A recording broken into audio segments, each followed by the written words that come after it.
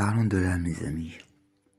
Tu vois ce royaume dans les Écritures, il signifie conscience. La conscience de la source est en toi, et elle est aussi en dehors de toi. Quand tu viens à te connaître, alors tu seras connu. Quand tu viens à savoir que la source est en toi et que tu réalises la source, tu seras connu pour cette lumière. C'est ton identité native. La source est en toi. Et d'un seul coup, cette révélation efface des milliers d'années de condamnation mondiale accumulées sur nous. Que ce soit par l'orthodoxie ou par des anges déchus qui sont venus persécuter les porteurs de lumière sur la terre, qui ont voulu nous convaincre par la philosophie, par la doctrine, par toutes sortes de logiques rusées qu'ils sont venus inventer pour nous, que nous sommes de pauvres misérables pécheurs et que nous ne pouvons jamais atteindre notre état pur divin. Que signifie Christ? C'est aussi un mot grec, Christo, qui signifie oint. Un Christ est celui qui est oint de la lumière de sa présence. Je suis est ce Fils universel de la source.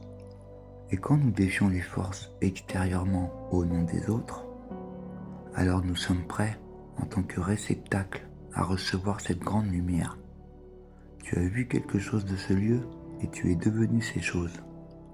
Tu as vu l'esprit, tu es devenu esprit. Tu vois l'esprit de je suis celui qui suis.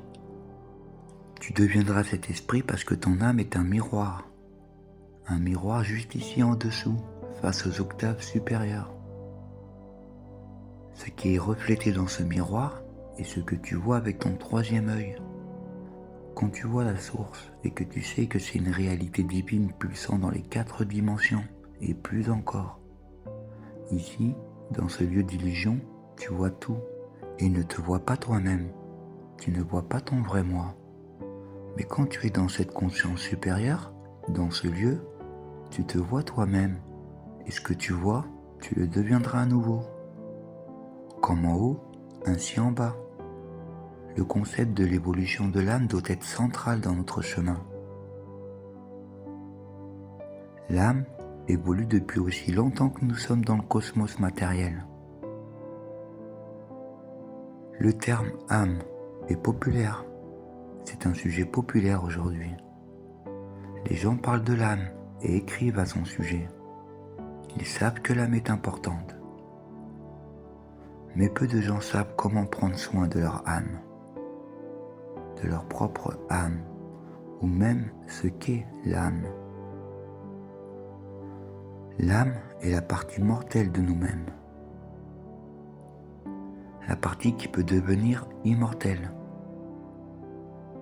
Mais pour y parvenir, elle doit être fusionnée ou liée à son moi supérieur. La plupart des gens pensent que leur âme est immortelle. Mais nous devons nous rappeler que la plupart confondent l'âme avec l'esprit.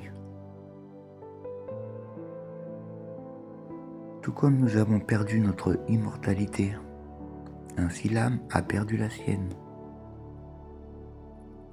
Ainsi notre âme est impermanente, jusqu'à ce qu'elle soit liée à son moi christique.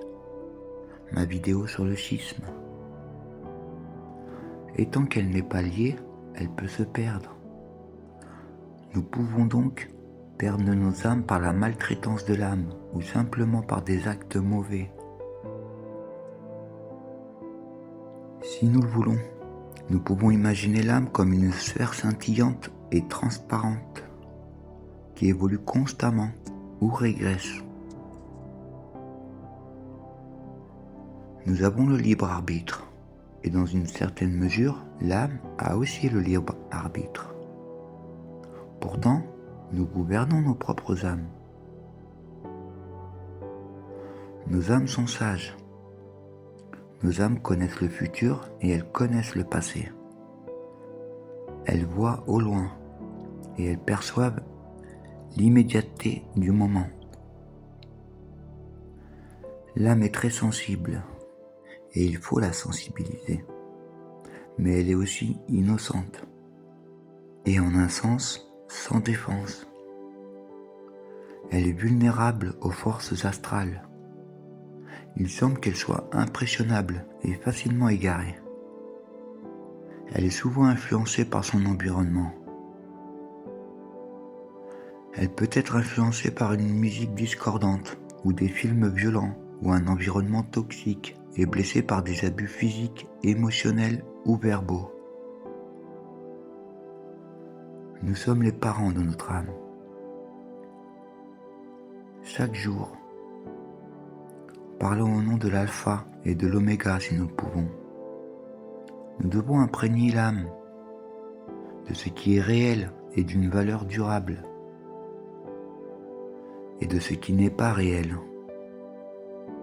et donc ce dont nous devons nous débarrasser, parce que cela n'a pas de valeur. Nous faisons cela non seulement par nos prières et décrets, mais aussi par le type de soins et d'environnement que nous offrons à notre âme.